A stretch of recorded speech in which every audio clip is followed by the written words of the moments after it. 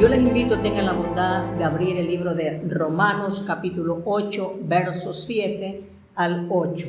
Romanos capítulo 8, del verso 7 al 8. Amén. Leemos en nombre del Padre, del Hijo y la comunión del Santo Espíritu.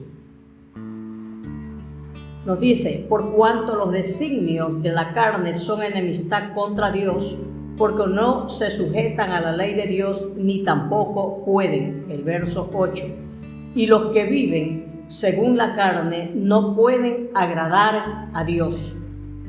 Ahora, nosotros vemos que el hombre no solo está muerto espiritualmente en su pecado y maldad, sino que está activo en su rebelión contra Dios. El hombre incluso se vuelve religioso para poder estar lejos del Dios viviente y de la persona de nuestro Señor Jesucristo.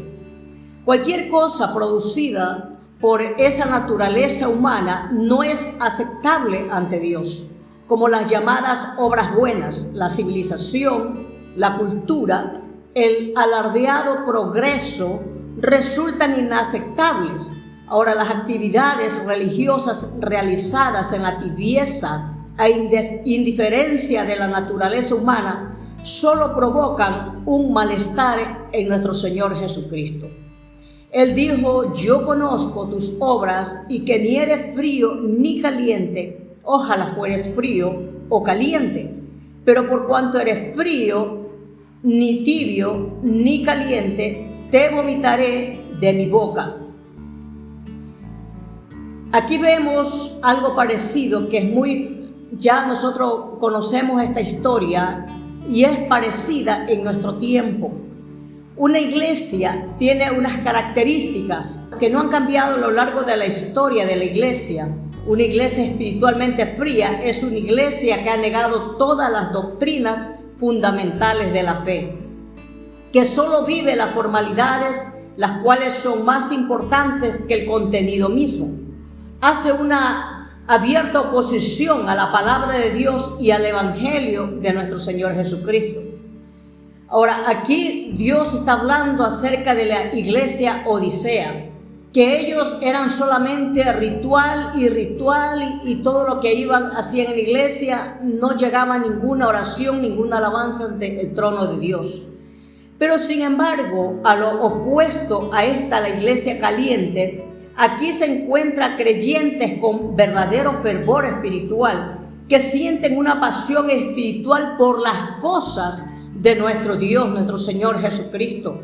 Como la iglesia de Éfeso, eran fervientes y entregados a la oración, pero tuvieron un reproche de parte de Jesucristo, pues se estaban apartando de ese su gran primer amor. Su relación personal con Cristo lo estaban descuidando.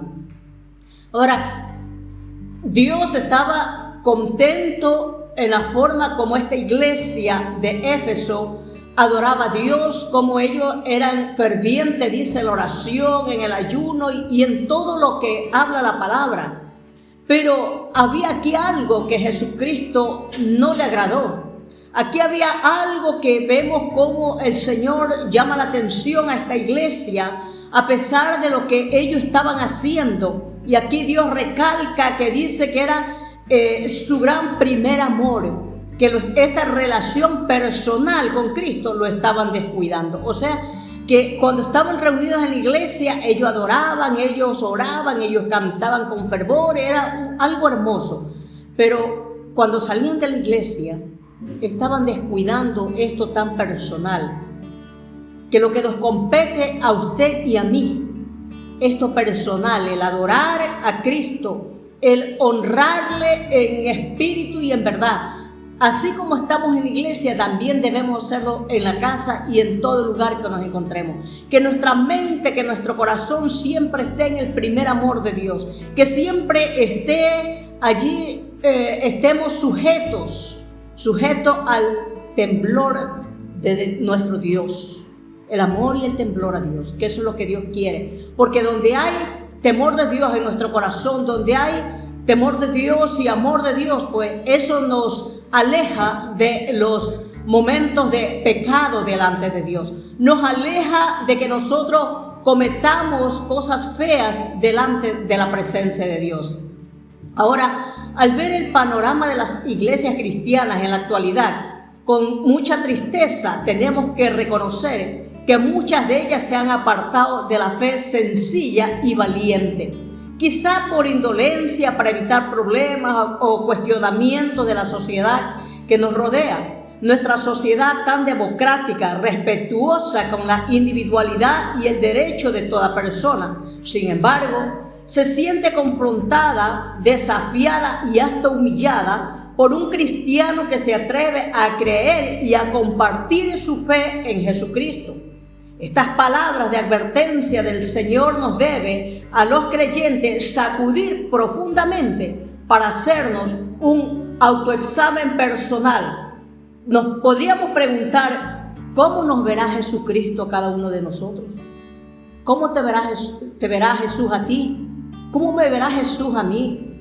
Ante los ojos de Él, no ante los ojos del ser humano, sino ante los ojos de Él. ¿Cómo nos verá cada uno de sus hijos?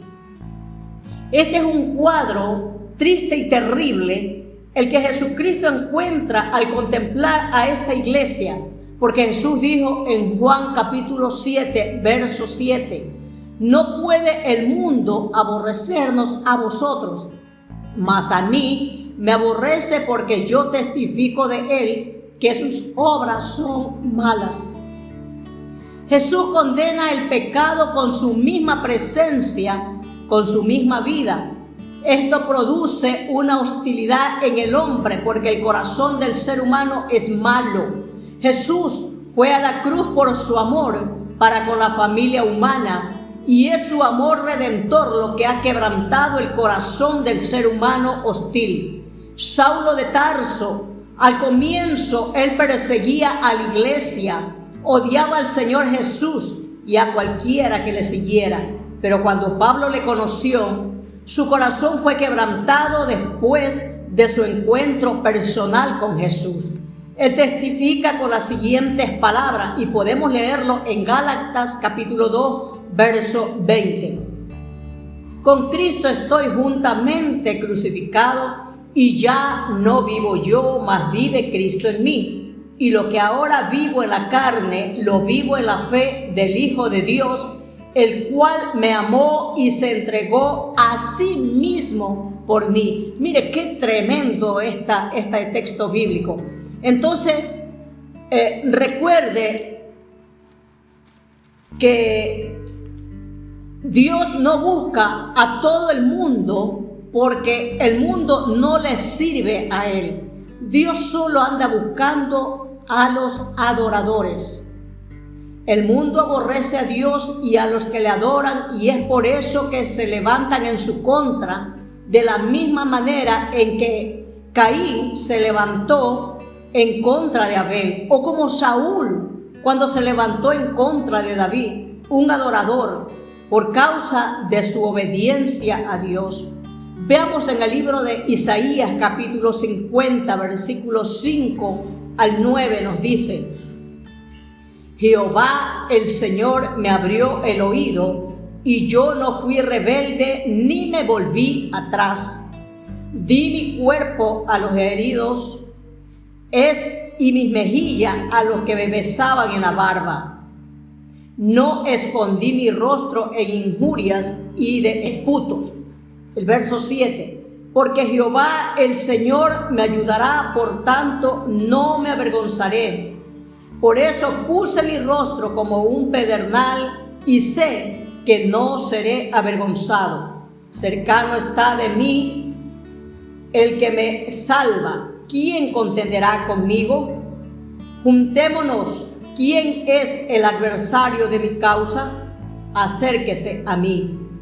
He aquí que Jehová el Señor me ayudará. ¿Quién hay que me condene? He aquí que todos ellos se envejecerán como ropa de vestir, serán comidos por la polilla. Mire qué tremendo. Aquí nos está hablando de la verdadera sumisión del Señor en su crucifixión. En el libro de Éxodo capítulo 21, verso 1 al 6, nos dice: Entonces su amo lo llevará entre los jueces, lo arrimará a la puerta o al poste y le horadará la oreja con un punzón. Así será su siervo para siempre. La razón aquí vemos por la cual él llegaba a ser un esclavo por vida era doble. Primero, tal vez porque amaba a su amo. Tal vez en segundo lugar puede ser que se había casado con una joven esclava y se negaba a irse sin ella. Aquí ve usted cómo esto se aplica al Señor Jesucristo. Refiriéndose a esta costumbre, el salmista escribió en el libro de Salmos, capítulo 40, verso 6, nos dice: has abierto mis oídos. Estas palabras fueron citadas en Hebreos, capítulo 10, verso 5. Por lo cual, entrando en el mundo, dice: sacrificio y ofrenda no quisiste, mas me diste un cuerpo. En el Salmo dice, el que acabamos de leer, has abierto mis oídos, y en hebreo, el que acabamos también de leer, nos dice, me diste un cuerpo. Ahora, cuando el Señor Jesús vino a esta tierra y fue a la cruz, su oído no estaba abierto o perforado. A él se le dio un cuerpo y ese cuerpo fue clavado a una cruz. Y él ha tomado un cuerpo glorificado que llevó las marcas de los clavos al cielo. Él hizo más que llevar el oído perforado con un punzón. Cristo Jesús entregó su cuerpo para ser crucificado porque nos amó y nos regresaría al cielo. Ahora, las palabras del versículo 6 se cumplieron literalmente cuando Jesús fue arrestado. Los evangelistas como Mateo, Marcos y Juan registran el hecho de que el Señor fue escupido, azotado y golpeado. Si Dios con nosotros, en Romanos nos dice, si Dios con nosotros, ¿quién contra nosotros? Si no es lo suficientemente claro, Él lo dice de nuevo, he aquí que Jehová el Señor me ayudará. ¿Quién hay que me condene? La razón por la que Romanos 8:31 aplica para nosotros es porque primero aplicó para Jesús y nosotros estamos en Cristo. Si Jesús se encuentra en este lugar de victoria, significa que todos aquellos que están en Cristo también lo estamos. ¿Qué lo estamos? En victoria. O sea que tanto usted como yo estamos en victoria. ¿Por qué? Porque Jesucristo obtuvo la victoria para nosotros. En el libro de Hebreos, capítulo 2, el verso 10 nos dice, porque convenía a aquel por cuya causa son todas las cosas y por quien todas las cosas subsisten, que habiendo de llevar muchos hijos a la gloria, perfeccionase por aflicciones al autor de la salvación de ellos. Ahora, la humillación de Cristo logró dos cosas. Primero, trajo gloria y honra para la persona de Cristo. En segundo lugar, lo que logró, la salvación del hombre, haciendo esa salvación posible para usted, para mí y para toda la humanidad. Cristo llevó la humanidad al cielo y allí hay no solo un hombre en la gloria, sino que también hay una gloria en aquel hombre. Gloria que no había estado allí antes. Él creó todas las cosas y esas cosas eran para Él. Si usted quiere saber por qué este universo existe, desde la Biblia nos llega la respuesta de que existe es porque Jesús lo quiso. Sea esa, pues fue su voluntad. Ese fue el origen de este universo. Comenzó en la mente de Cristo. El propósito actual de Dios es, habiendo de llevar muchos hijos a la gloria, Dios también tiene el propósito futuro de colocar a su rey en la colina santa de Sión. Dios está avanzando en el cumplimiento de su palabra, pero aún está llamando a un pueblo para que invoque y proclame su nombre. Está trayendo muchos hijos al hogar de la gloria. El Señor Jesús es el alfa y la omega de todo. Lo que Él comienza, lo termina. Dios nunca deja las cosas a medio talle, nunca. El principio y el fin, Él es. Él originó nuestra salvación y la consumó.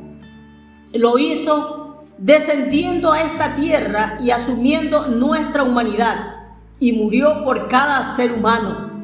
Vino para redimirnos y procurar la salvación del hombre. Él reveló a Dios en la tierra y hoy representa al hombre en el cielo. Así que no estamos solos. Jesucristo nos representa en el cielo y está sentado a la diestra del Padre intercediendo por usted y por mí. Él fue perfeccionado por el sufrimiento. Aunque era Él Hijo de Dios y era Dios mismo, podemos decir que su vida perfecta no nos salva, su nacimiento virginal no nos salva, su enseñanza no nos salva, pero nos ayuda a estar a cuentas con Él. ¿Con quién? Con el Padre. Ni su ejemplo nos salva, pero lo que nos salva es su muerte en la cruz. Él alcanzó ese carácter completo muriendo en la cruz. Jesucristo no escogió permanecer aislado en el cielo contemplando el fracaso humano en ningún momento. La corrupción del pecado invadiendo todas las esferas de la vida y la miserable condición espiritual y moral de las personas, así como el destino que les esperaba en esta vida y después de la muerte. Él descendió a la tierra y asumió nuestra humanidad, y como Cristo Jesús sufrió y murió sobre una cruz, yo estoy dispuesto a confiar en Él y dispuesta a amarle por lo que ha hecho por mí y por una humanidad perdida en delitos y pecados. ¿Acaso no querrá usted también darle las gracias a Jesucristo? Darle las gracias por todas las cosas que Él ha hecho, Él está haciendo y lo hará por usted.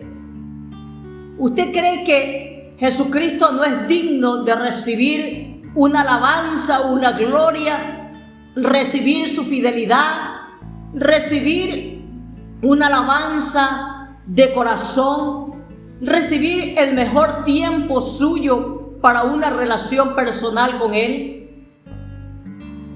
¿Qué estamos nosotros?